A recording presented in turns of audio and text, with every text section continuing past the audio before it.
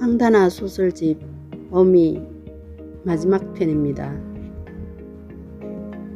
태운 수속을 하고 아기를 데리고 집으로 왔다. 집에 오니 몽이 혼자서 폭탄 테러 당한 집을 만들어 놓았다. 병원 가서 하루 정도 있을 줄 알았다. 이틀이나 지났으니 몽이는 발악을 했다. 딸의 심기를 건드리지 않으려고 말끔히 청소부터 했다. 몽이는 옷을 갈아입혀 박스에 넣었다. 윤희는 먼저 미역국을 끓였다. 소고기를 들기름에 볶았다. 미역을 씻어 같이 들기름에 볶아서 물을 붓고 미역국과 밥을 했다. 삼신 할머니에게 수인이 왔어요 보고를 했다. 작은 상에다 미역국과 밥을 얹고 물도 같이 놓고 수저를 놓았다. 속으로 수인이의 건강을 빌고 산모의 건강도 같이 빌었다. 삼신 할머니에게 빌었던 상을 딸에게 먹으라고 내밀었다. 딸은 순식간에 먹었다. 병원 밥이 별로였던 모양이었다. 몽이가 아기를 보고 싶은지 방으로 들어왔다. 윤희는 얼른 안고 나왔다. 딸의 심기가 좋지 않았다.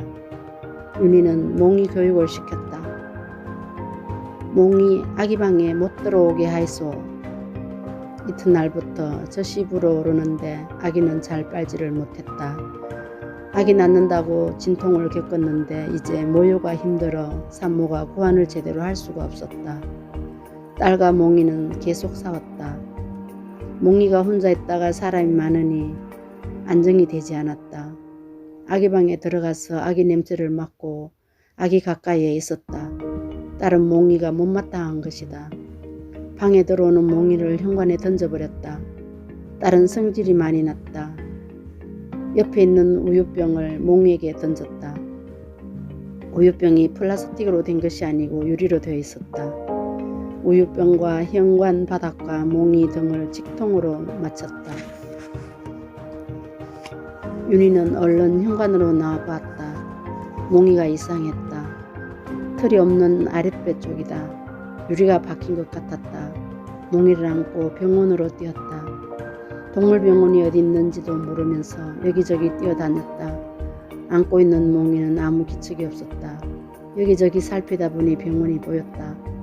윤희는 눈물을 걸썽이며 의사에게 몽이를 전달했다. 어떻게 되었어요?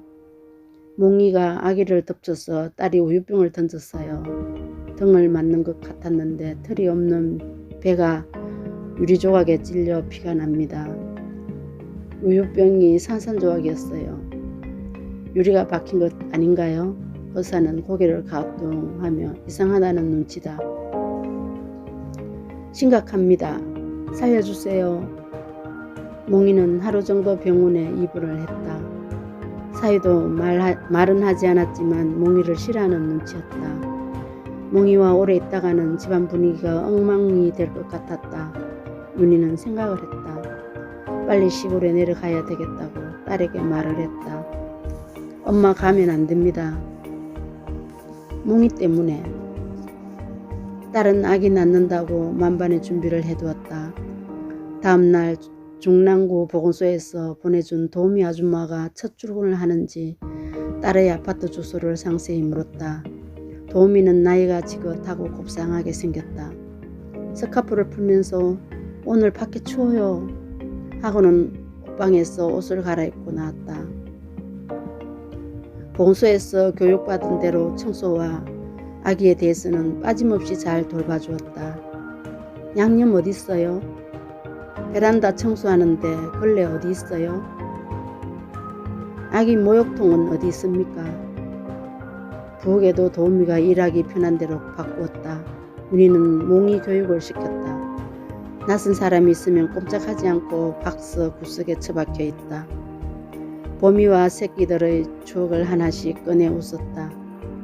샐러드 속에 톡 쏘는 알싸한 채소의 맛처럼 예민하던 미모사의 성격을 착하고 순하던 어미 보미의 게으름과 하품이 생각났다. 도우미는 몽이를 살가워했다. 서울 생활에 시골의 모든 일은 삭제된 채 지냈다. 우리는 침대에 누워 책을 읽었다. 딸 산후조리 해주러 왔는데 도우미가 있으니 무의미하다. 도우미는 잠시도 쉬지 않고 일거리를 만들어 일을 했다. 딸은 젖입으로 아프다고 난리다. 윤희는 딸의 젖을 마사지해 주었다. 그때 몽이가 방에 들어와 수인이 위를 걸었다. 윤희와 딸은 깜짝 놀랐다. 딸은 수인이를 안고 윤희는 몽이를 혼냈다. 내가 못 산다 몽이 때문에. 공공공공공 몽이가 짖는다. 윤희는 속이 상해 몽이를 내동댕이 쳐버렸다. 병원에 다녀온 지 얼마 되지도 않은 몽이를 윤희는 순간 잊어버렸다. 아직 아픈 몸인 것을 잠시 망각해버렸다. 몽이가 이상하다. 바닥에서 일어나지 않는다. 윤희는 놀라서 몽이를 안았다. 미동이 없다. 윤희는 다시 또 몽이를 안고 병원으로 뛰었다. 조심했어야죠. 안 되겠네요. 윤희는 그 자리에서 통곡을 했다.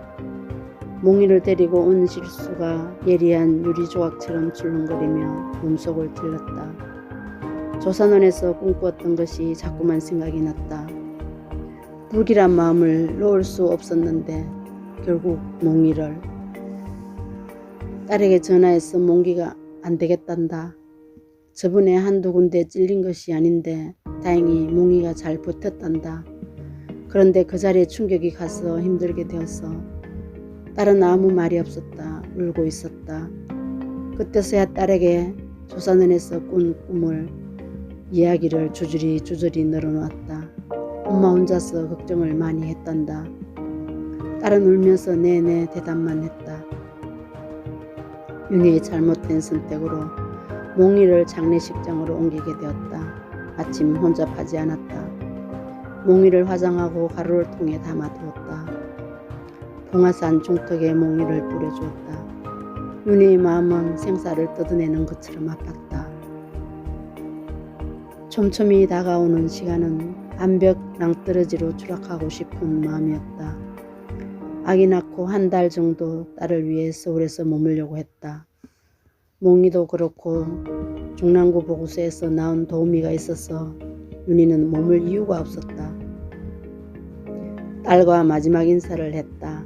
섭섭하고 미안한 마음이었지만 윤희는 혼자 터미널로 향했다.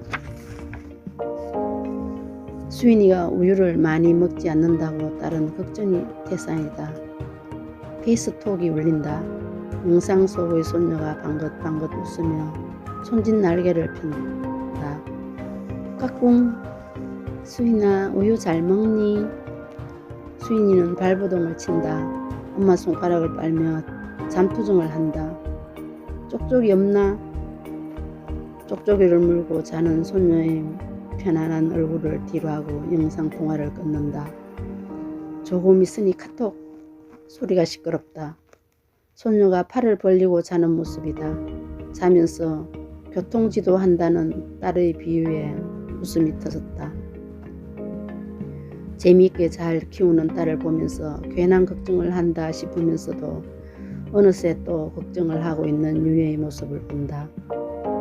요즘 모든 것이 발전되어 시시각각으로 사진첩을 만들고 동영상을 올리고 좋은 시대에 태어나는 것도 복이지 싶다. 멀리 있어도 수시로 영상통화 재롱을 보여주는 시대가 마냥 부럽기만 하다.